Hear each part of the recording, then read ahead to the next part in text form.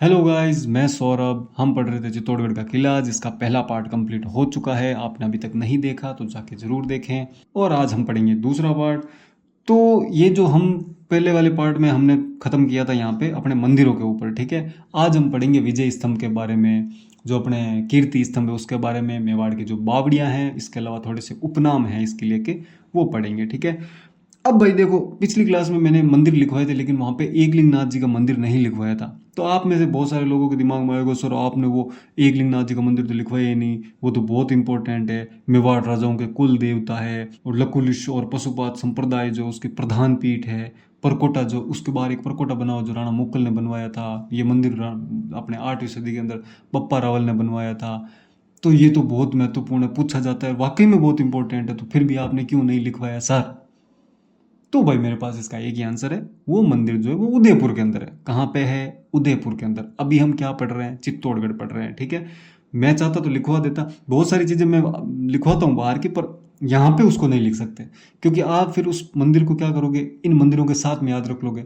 By chance अगर कभी आपने रिवीजन नहीं किया तो आपको ये याद रहेगा कि हमने तो चित्तौड़गढ़ के अंदर ही है वो एकलिंगनाथ जी का मंदिर का चित्तौड़, लेकिन वो चित्तौड़गढ़ के अंदर नहीं है, वो उदयपुर के अंदर है, ध्यान रखना, ठीक है। तो उसको जब मैं आगे देखेंगे अपने उदयपुर का कोई मंदिर महल कुछ पढ़ेंगे तब पढ़ा दूंगा, या फिर आगे जब अपने इतिहास पढ़ेंगे तब लिखा देंगे, कहीं पे भी लिख लेंगे। बाकी थोड़ा बहुत मैंने बोल दिया है, अगर आप में से फिर भी अगर किसी की इच्छा हो तो लिख लेना वो सुन के, ठीक है। आज हम बात करते हैं भाई विजय स्तंभ के बारे में, ठीक है। तो भाई शुरू करते हैं क्लास। तो भाई विजय स्तंभ को समझने के लिए क्या करना पड़ेगा, थोड़ा सा इतिहास में देखना पड़ेगा। तो देखो भाई, मेवाड़ है ना, मेवाड़ का एक राजा है राणा लाखा, ठीक है। अभी राणा लाखा है ना, वो एकदम मस्त मलंग आदमी है भाई साहब, ठीक है। बड़ा जुगाड़ू आदमी है, आपको पता ही होगा। जो अपने उदयपुर की पिछोला झील है, वहाँ उसके पास में एक नटनी का चबूतरा बना हुआ है। तो उसकी कहानी आपको पता ही होगी कि नटनी थी, उसने बोला कि महाराज ये पिछोला झील जो है उसके ऊपर मैं रस्सी बांध के उसको पार कर सकती हूँ, रस्सी के ऊपर चल के। तो राणा लखा ने कहा अच्छा, कर देगी पार? तो नटनी ने कहा आओ महाराज कर दा। तो महाराज क्यों, अगर आ बात तू कर देवे तो आधो मेवाड़ ले ली। तो नटनी कहती है ठीक है महाराज। तो फिर आयोजन होता है, नटनी के लिए रस्सी बांधी जाती है और नटनी चलना शुरू करती है, और नटनी वाकई में यार पार ही कर देती, बड़ी टैलेंटेड थी। तो राणा लाखा को लगा यार अब तो मामलो तो गड़बड़ हो रही है। तो आप मंत्री खानी इशारो करे, वो छोरो बैठो नटनी आड़ो, मेरी जार एक झापड़ मेल, ठीक है। तो मंत्री जी जार झापड़ मेले और छोरो जोरू आल्डे, जोरू रोवे मतलब। तो जैसे ही लड़का रोता है तो वो नटनी का ध्यान इधर उधर हो जाता है और नटनी पिछोला झील में गिर जाती है और उसकी मृत्यु हो जाती है, ठीक है। और इस वजह से वहाँ पे पिछोला झील के किनारे आपको पता हो तो नटनी का चबूतरा बना हुआ है। तो बात ये है कि देखो ये थे अपने राणा लाखा, देखो इतने जुगाड़ू आदमी है, ठीक है। तो ये जो राणा लाखा है मस्त मलंग आदमी है, इनका एक बेटा है राणा चुंडा, ठीक है। भाई पितृभक्त आदमी है, मस्त बंदा है, और बहुत भरी जवानी में ही मतलब राजा के रहते हुए ये जो मेवाड़ का पूरा राजकाज है वो संभाल रहा है अच्छे से, ठीक है। तो बहुत समझदार है, ठीक है। अब क्या होता है, अपने जो मारवाड़ वाले होते हैं, मारवाड़ में उस टाइम राजा होता है राव चूड़ा, ध्यान रखना कौन होता है, राव चूड़ा। ये जो राव चूड़ा है, ये अपने इसके क्या है, एक लड़का है जिसका नाम है रणमल राठौड़, और इसकी एक लड़की है जिसका नाम है हंसाबाई। तो राव चूड़ा होता है ना, अब वो देख रहा है यार हंसाबाई तो बड़ी हो गई अपने, अब रिश्ता विश्ता करनी पड़, छोरी रिश्तो रिश्तो करना पड़ी। तो वो क्या करता है, अपने पंडित जी को बुलाता है, कहता है भाई कहीं बताओ यार कि पंडित जी थे तो फिरता रहो इन्हें बिने, कोई छोरी वास्ते रिश्तो रिश्तो। तो पंडित जी अपने, आपको पता है मारवाड़ी में भाषा में बोलते हैं कि महाराज कहीं बताऊँ थाने, अपनी हंसो भाई खातर मेवाड़ वालों चुंडू बढ़िया छोरो हो ही नहीं सके। तो फिर चूड़ा कहता है भाई महाराज जी आ बात है, तो फिर अपना नारियल बीजो ले जाओ, कर दो रिश्तो पक्को। तो पंडित जी वहाँ से रवाना होते हैं और नारियल वारियल लेके मेवाड़ आते हैं। लेकिन उस दिन क्या होता है, जो अपने राणा लाखा होते हैं उनका भाई कोई हॉलीडे वॉलीडे हो रखा होगा। राणा जी एकदम बढ़िया दाढ़ी वाड़ी करके तैयार टन सूर बैठा है, एकदम डाई दाई लगा और बाला रमाया। तो आपको तो पता ही होगा, जैसे जिस दिन वो अच्छे से तैयार होकर बाहर निकलते हैं तो हमें लगता है सारी दुनिया हमें ही देख रही है ना। तो वैसे लाखा जी को लग रहा था आज तो मैं दिख रहा हूँ सब जगह, ठीक है।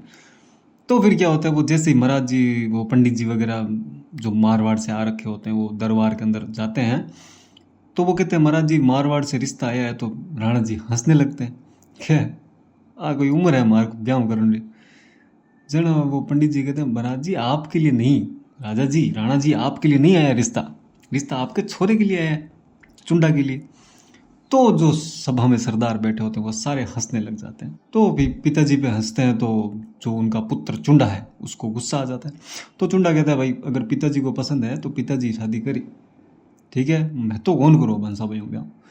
तो पंडित और वो मतलब जो महाराज वराज आए होते हैं वो कंफ्यूज हो जाते हैं। वो कहते हैं यार क्या करें। तो वो कहते हैं चलो महाराज मैं जाऊँ जोधपुर, पाछा मारवाड़, जोधपुर तो नहीं सॉरी, क्योंकि उस टाइम पे राजधानी कौन थी, मंडोर थी, ध्यान रखना। जोधपुर कौन बना था, जोधा, ठीक है, तो ध्यान रखना ये बात। तो वो जाते हैं वापस, कहते हैं भाई मारवाड़ जाते हैं, मंडोर जाते हैं, राजा जी से पूछ के बताते हैं क्या करना है। तो वापस जाते हैं वहाँ पे और जाकर के राजा को पूछते हैं भाई राजा जी आ बात है यार, बट तो यहाँ यार आ बात होगी तो कहीं करना है। जन यहाँ डिसाइड करे कि जो भाई राजा होगा वो बनेगा राणा चुंडा। तो अपनी हंसाबाई जो है मारवाड़ की राजकुमारी है साहब, तो वो तो ऐसे ही रह जाएगी, बीरा टेंगर तो यही बटे खाली बट कहीं रमित ही बनाई। जन बाद में ई बात ने कहा भाई अगर बाल लो मेवाड़ वाला जी का है भाई, अगर ई बात में सहमत हो जाए कि जो हंसाबाई रो पुत्र हुई वही राजा बनी तो करदा, नहीं तो बाद में ब्याह कैंसिल है। तो पंडित जी जाते हैं ये प्रस्ताव लेके। तो जैसे ये प्रस्ताव रखा जाता है तो चुंडा कहता है चलो ठीक है मैं नहीं बनूंगा राजा, ठीक है, जो मतलब पिताजी और जो हंसाबाई है उनका जो भी पुत्र होगा वो राजा बन जाएगा और मैं जो भी राजकार्य होगा उसका देखभाल कर, मेवाड़ की रक्षा करता रहूँगा। मतलब चुंडा अपने पिता की खुशी के लिए क्या करता है, इतना बड़ा त्याग करता है, जैसे भीष्म पितामह ने किया था महाभारत काल में। शांतनु जो उनके पिता थे उनकी खुशी के लिए शासन छोड़ दिया था। तो इसीलिए ये जो अपने राणा चुंडा है इनको क्या बोलते हैं, मेवाड़ का भीष्म पितामह बोलते हैं। क्या बोलते हैं, मेवाड़ का भीष्म पितामह। किसको बोलते हैं, राणा चुंडा को, ध्यान रखना, ठीक है। तो अब ये जो राणा लाखा और हंसाबाई जो है उनके पुत्र का नाम होता है राणा मोकल। इनका राणा मोकल का शासनकाल कहाँ से कहाँ तक होता है, 1421 से लेके 1433, ध्यान रखना, 1421 से 1433, ध्यान रखना। तो ये जो मोकल है अब ये छोटा है तो मेनली पूरा शासनकाल चुंडा ही संभाल रहा है, ठीक है, क्योंकि पिता जब थे राणा लाखा तब भी वही संभालते थे। अब राणा लाखा की मृत्यु भी हो जाती है तो पूरा शासन व्यवस्था चुंडा संभालते हैं। लेकिन हंसाबाई जो होती है उनको शक की नज़र से देखती है। हंसाबाई को लगता है यार कहीं कहीं ये कब्जा ना ले पूरा मामला। तो हंसाबाई क्या करती है, उनको कोई टोंट वोंट मार देती है। तो फिर चुंडा क्या होता है, अपना जो शासन है वो पूरा अपने भाई जो राघव देव सिसोदिया होता है उसको सौंप देता है और खुद जो है मालवा की तरफ चला जाता है। अब मालवा में मांडू जो है, मांडू का जो होशंग शाह है उसके पास चले जाते हैं। और हंसाबाई मारवाड़ से अपने जो रणमल राठौड़ है उसको मेवाड़ में बुला लेती है। रणमल राठौड़ स्टार्टिंग में तो बिल्कुल सही चल रहा है लेकिन धीरे धीरे उसको लालच आ जाता है। उसको लगता है यार मेवाड़ इतना शक्तिशाली सामर्थ्यशाली राज्य है, क्यों ना इसको कब्जा लिया जाए। तो वो धीरे धीरे क्या करता है, वहाँ के जो सरदार होते हैं सिसोदिया सरदार उनको धीरे धीरे रिप्लेस करता है, हटाता जाता है, ठीक है। और उनकी जगह किसको लेके आता है, जो राठौड़ सरदार हैं अपने मारवाड़ वाले उनको, ठीक है। इस प्रकार से फिर वो धीरे धीरे उन जो राघवदेव सिसोदिया है और रणमल राठौड़ है उनके बीच में अनबन रहने लगती है। तो वो क्या करता है, राघवदेव सिसोदिया को भी मरवा देता है। तो एक तो ये बात होगी। दूसरी ये होती है कि भाई जो अपने मोकल है वो बड़ा होता है। तो 1433 के अंदर क्या होता है, गुजरात का शासक है अपने अहमद शाह, उसका आक्रमण होता है, ठीक है। तो झीलवाड़ा नामक स्थान पे क्या होता है, मोकल जाता है रोकने के लिए अपनी सेना के साथ। वहाँ पे क्या होता है, चाचा मेरा व मेहपा पवार जो होते हैं वो उस मोकल की हत्या कर देते हैं 1433 के अंदर, ठीक है।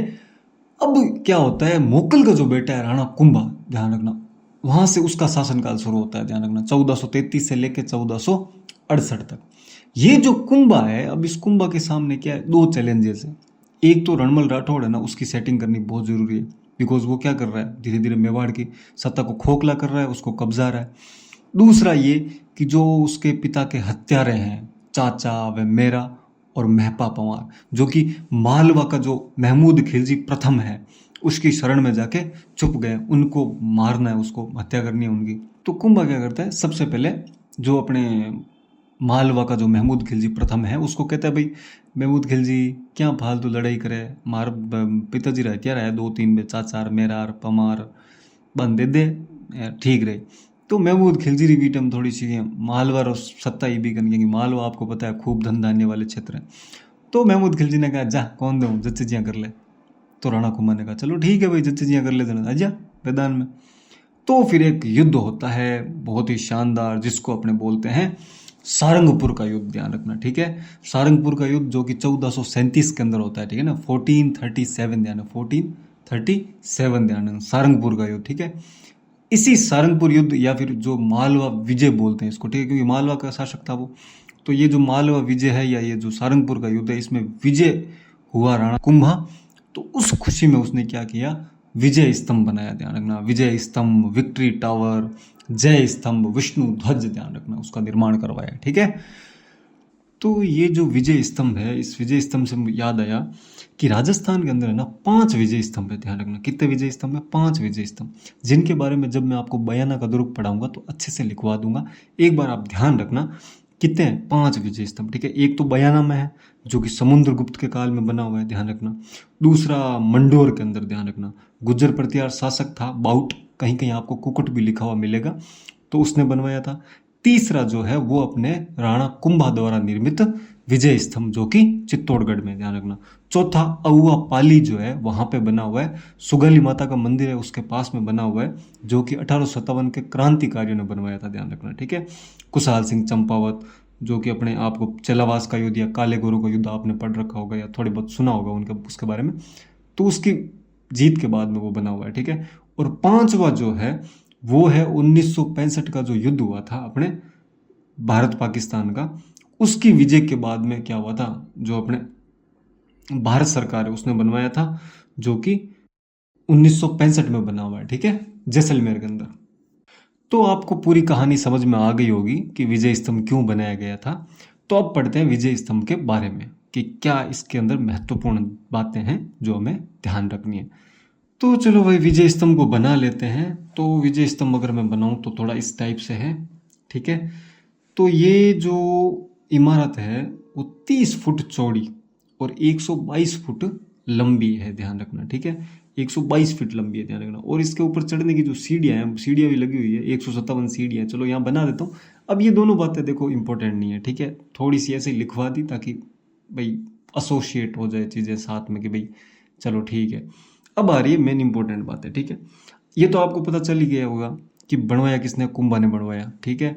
मालवा विजय या फिर जो अपने सारंगपुर का युद्ध हुआ था उसके अंदर जीता था अपने राणा कुंभा। तो उस जीत के बाद में 1440 से लेके 1448 के बीच में यह बना हुआ है। और इसके जो वास्तुकार है वो है जेतानाथा पोमा पुंजा, ठीक है। तो देखो भाई शुरुआत करते हैं। देखो तो नाम क्या है भाई, विजय स्तंभ, नीचे की तरफ लिखेंगे, ठीक है। नाम क्या है, विजय स्तंभ, किसने बनवाया, राणा कुंभा द्वारा निर्मित, ध्यान रखना, ठीक है। अब ये किसको समर्पित है, ये समर्पित है भगवान विष्णु को, ध्यान रखना। किसको समर्पित है भाई, भगवान विष्णु को समर्पित है, ठीक है। तो पहली जो मंजिल है उसके अंदर भगवान विष्णु की जो मूर्ति है बनी हुई है, सुदर्शन, एक हाथ में सुदर्शन है, दूसरा हाथ में शंख लिए हुए, ठीक है, ध्यान रखना। फिर जो दूसरी मंजिल है वो इंपॉर्टेंट नहीं है। तीसरी जो मंजिल है उसका ध्यान रखना, वहां पे क्या है, 9 बार अल्लाह शब्द जो है वो अंकित किया गया है, ध्यान रखना, ठीक है, वहां पे लिखा गया है, ध्यान रखना। क्या लिखा हुआ है तीसरी मंजिल पे, अरबी भाषा में, ध्यान रखना, 9 बार अल्लाह शब्द लिखा गया है, ध्यान रखना, ठीक है, अरबी भाषा में 9 बार अल्लाह शब्द, ठीक है। फिर वापस चौथी में जाते हैं, फिर से बहुत सारी मूर्तियां, लेकिन वो इंपॉर्टेंट नहीं है, ठीक है। पांचवी मंजिल जो है, पांचवी मंजिल पर जो अपना विजय स्तंभ है उसके जो वास्तुकार है जेता, ठीक है, मेन वास्तुकार कौन है, जेता। और उनके 3 पुत्र हैं भाई, ध्यान रखना, कौन कौन, नाथा पोमा पुंजा। तो जेता नाथा पोमा पुंजा जो है उनके नाम उत्कीर्ण है, ध्यान रखना, ठीक है, कि भाई ये विजय स्तंभ जो है, ये जो अपने विक्ट्री टावर है, ये विष्णु ध्वज जो है वो किसने बनाया, ये जो इसके वास्तुकार थे वो कौन थे, जेता नाथा पोमा पुंजा, उनके नाम अंकित है, ध्यान रखना, ठीक है, उनके नाम उत्कीर्ण है 5वीं मंजिल पे, ध्यान रखना। छठी इंपॉर्टेंट नहीं, 7वीं इंपॉर्टेंट नहीं, 8वीं का ध्यान रखना, 8वीं मंजिल पे कोई मूर्ति नहीं है, ध्यान रखना, ठीक है। 8वीं मंजिल जो है उस पर कोई मूर्ति नहीं है, ध्यान रखना, ठीक है। फिर 9वीं मंजिल जो है वहां पर क्या है, कीर्ति स्तंभ प्रशस्ति लगी हुई है, ध्यान रखना, ठीक है। स्तंभ का नाम क्या है, विजय स्तंभ, स्तंभ कौन सा, विजय स्तंभ। जबकि उसकी जो 9वीं मंजिल है वहां पे कीर्ति स्तंभ प्रशस्ति लिखी हुई है, ध्यान रखना, ठीक है। अब ये कीर्ति स्तंभ प्रशस्ति किसने लिखी, कवि अत्रि और उसके पुत्र महेश ने लिखी थी। किसने लिखी थी, कवि अत्रि और उसके पुत्र महेश ने लिखी थी, ध्यान रखना। प्रशस्ति एक्चुअल में क्या होती है, पत्थर होता है ना, उसके ऊपर क्या होता है, जानकारी लिखवाते हैं, ठीक है, उस चीज के बारे में, शासन काल के बारे में, मतलब कोई भी प्राचीन जानकारी जो इतिहास है उसको पत्थर और पे लिख लिखा के मतलब रखा जाता है, ठीक है, ताकि आगे इतिहास जो भी आगे आए पीढ़ियां उन्हें पता चलता रहे, तो उसको प्रशस्ति बोलते हैं, ठीक है। तो ये जो 9वीं मंजिल है उसके ऊपर कीर्ति स्तंभ प्रशस्ति लिखी हुई है, जो कि किसने लिखी? कवि अत्रि और उसके पुत्र महेश ने। अब ये कवि अत्रि जब लिख रहा था तो क्या होता है, बीच में इसकी मृत्यु हो जाती है, तो इसको कंप्लीट किसने किया? उसका पुत्र था महेश, ध्यान रखना, उसने कंप्लीट किया था, ठीक है। और आप कीर्ति स्तंभ प्रशस्ति से ये भी कहोगे सर ये कीर्ति स्तंभ प्रशस्ति, यहाँ पे तो एक कीर्ति स्तंभ भी है। हाँ भाई बिल्कुल कीर्ति स्तंभ भी है, ध्यान रखना। इसके बाद अपने कीर्ति स्तंभ की बात करेंगे। कीर्ति स्तंभ अलग है और कीर्ति स्तंभ प्रशस्ति अलग है, ध्यान रखना। कीर्ति स्तंभ प्रशस्ति तो क्या है? विजय स्तंभ जो है उसकी जो 9वीं मंजिल है वहां पे एक प्रशस्ति बनी हुई है, जिसको हम क्या बोलते हैं? कीर्ति स्तंभ प्रशस्ति। आई बात समझ में? और कीर्ति स्तंभ जो है वो एक अलग मॉन्यूमेंट है, वो अलग एक इमारत है, जो कि अपने जैन ऋषि जो है अपने ऋषभ देव, ध्यान रखना, उनको समर्पित है। ध्यान, आदिनाथ या ऋषभ देव जो है उनको समर्पित है, जो जैन धर्म के प्रथम तीर्थंकर है, ध्यान रखना, ठीक है। तो उसके बाद में करूंगा, मैं अभी इसको पूरा कंप्लीट करता हूँ। देखो, तो ये 9वीं मंजिल जो है ना, इसके ऊपर भी जाने की सीढ़ियां थी, लेकिन अभी हाल फिलहाल बंद है वो, क्योंकि क्या हुआ था 1857 के अंदर क्या हुआ था, यहाँ पे आकाशीय बिजली गिरी थी, ध्यान रखना, ठीक है। तो आकाशीय बिजली गिरी तो ये क्या हुआ, 9वीं मंजिल और उसकी सीढ़ियां थोड़ी क्षतिग्रस्त हो गई। फिर इसका जो जीर्णोद्वार करवाया वो स्वरूप सिंह ने करवाया। अब यहाँ पे ये बात बताने का क्या लॉजिक है? मेरा लॉजिक यही है, ध्यान रखना, 1857 की क्रांति के टाइम पे मेवाड़ का राजा कौन था? स्वरूप सिंह था, ध्यान रखना। डायरेक्ट क्वेश्चन आता है भाई साहब, डायरेक्ट, ध्यान रखना, ठीक है। और पॉलिटिकल एजेंट जो था उस टाइम पे मेवाड़ का, वो कौन था?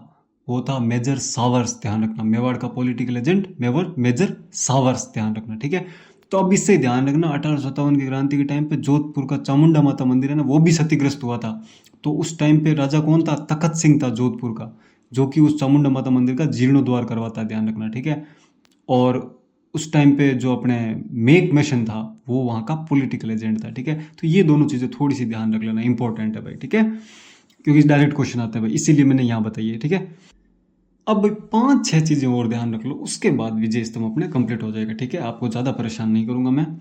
तो देखो, पहली बात तो ये ध्यान रखनी है, विजय स्तंभ को मूर्तियों का अजायब घर व भारतीय मूर्ति कला का विश्वकोश कहा जाता है, ध्यान रखना। क्या कहा जाता है भाई?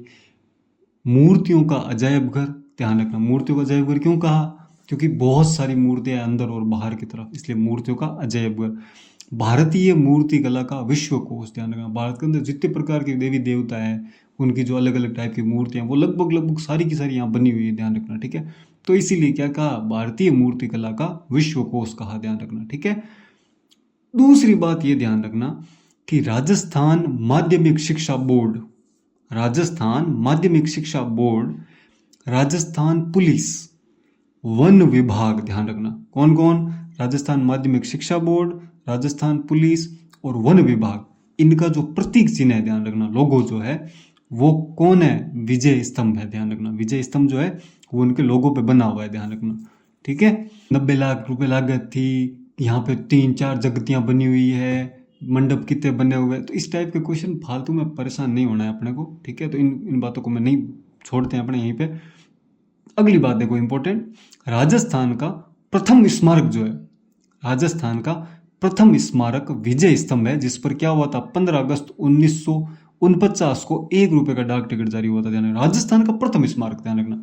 राजस्थान के अंदर बहुत सारे स्मारक है, आपको पता है, बहुत सारे दुर्ग है, बहुत तगड़े तगड़े महल बने हुए हैं। फिर भी अपने जो राजस्थान का पहला स्मारक ये विजय स्तंभ है, जिस पर क्या हुआ था? 15 अगस्त 1949 को, ध्यान रखना, 15 अगस्त 1949 को 1 रुपए का डाक टिकट जारी हुआ था, ठीक है। तो ये थोड़ा ध्यान रख लेना। अब इसके अलावा देखो कुछ कथन है, ध्यान रखना, ठीक है। थोड़े से वो लिख लेते हैं और इसके बाद ये कंप्लीट हो जाएगा, ठीक है। तो देखो भाई, पहली बात जो बोल रहा है, पहली बात तो ये, जो तू टिकटॉक चलती है वो वाली बात थी, ठीक है।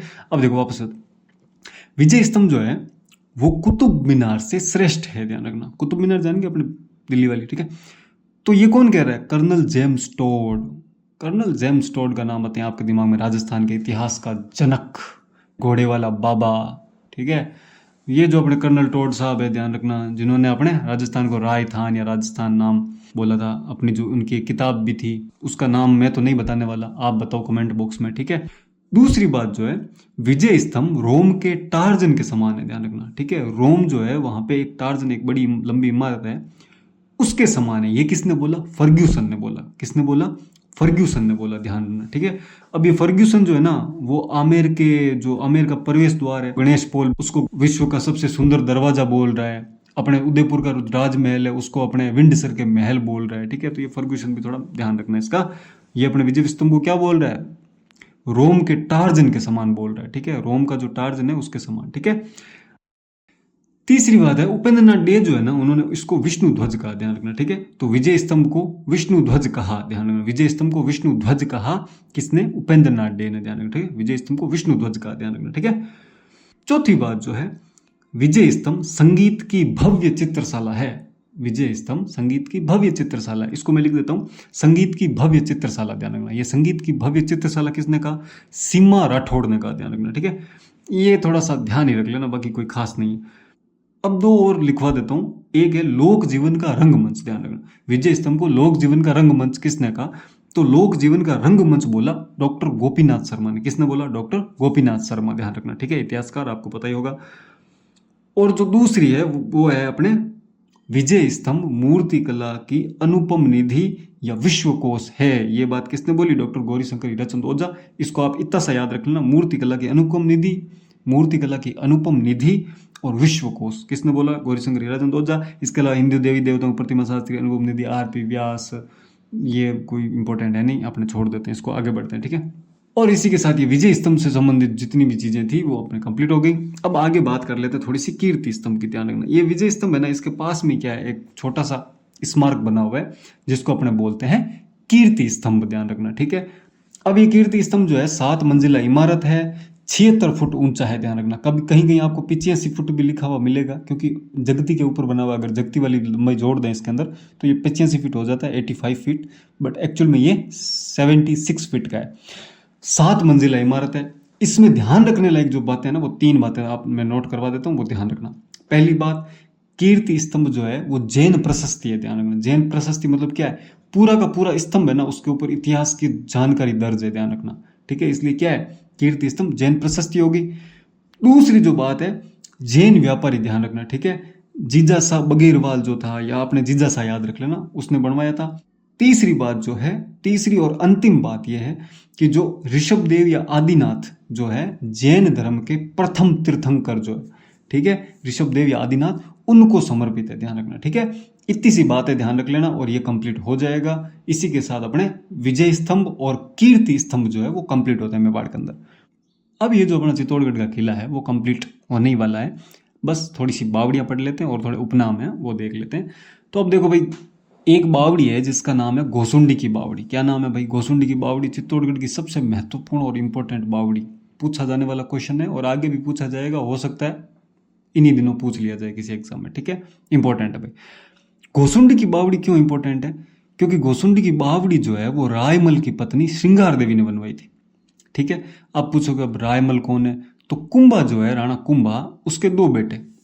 ऐसे तो राजाओं के बहुत सारे बेटे होते थे, लेकिन कुछ महत्वपूर्ण होते थे जो नाम कमाते थे, ठीक है। तो देखो भाई, एक तो है राणा उद्दा, जो कि अपने बड़ा वाला बेटा है राणा उद्दा, जिसको अपने उदय सिंह प्रथम भी बोलते हैं। दूसरा जो है वो है रायमल, ध्यान रखना। रायमल की पत्नी का नाम है श्रृंगार देवी, और ये श्रृंगार देवी जो है गोसुंडी की बावड़ी बनवा रही है, ठीक है।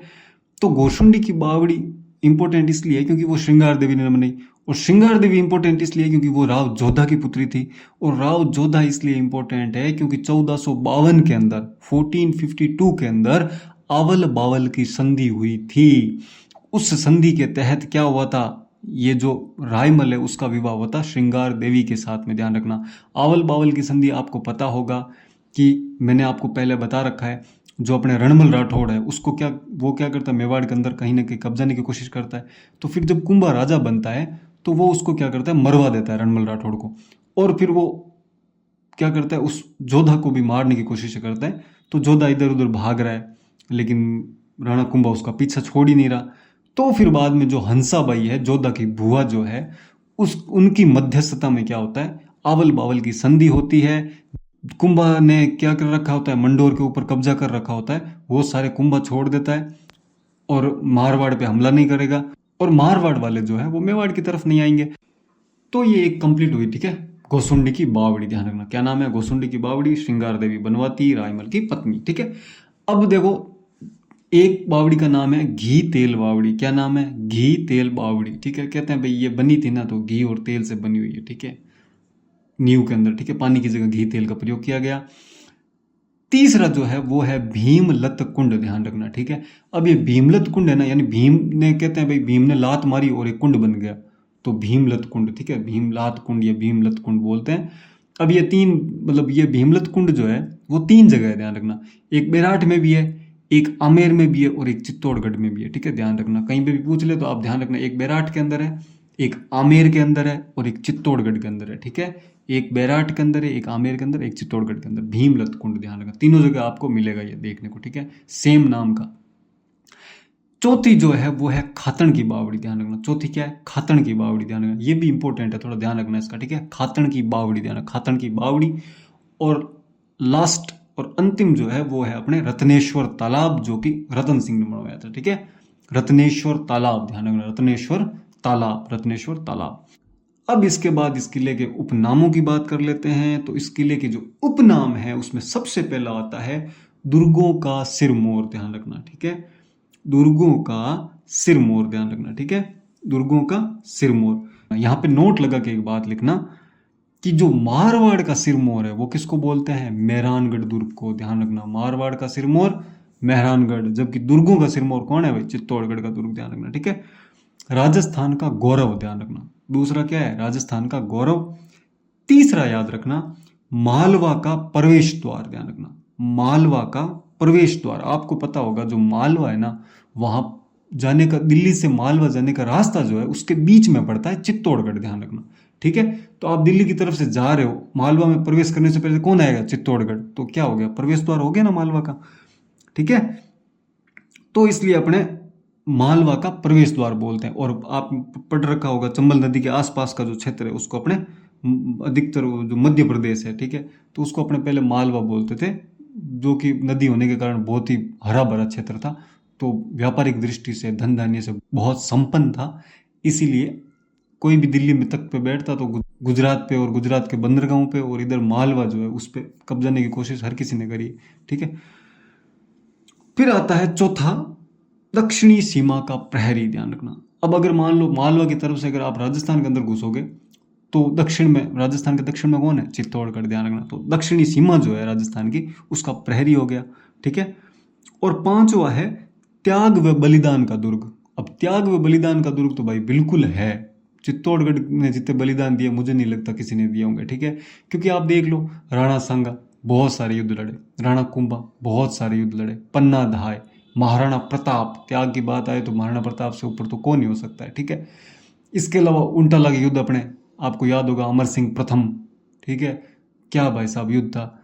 इसके अलावा पहले भी अगर अपने जाए, बप्पा रावल हो गया, ठीक है, अपने जैत्र सिंह हो गया और सामंत सिंह हो गया, तो सब कहीं ना कहीं बहुत ऐसे त्याग और बलिदान। अपने जो 1303 का जो साका हमने पढ़ा था पद्मावती के टाइम, 1600 महिलाओं ने जोहर किया था भाई साहब, आप सोच के देखो।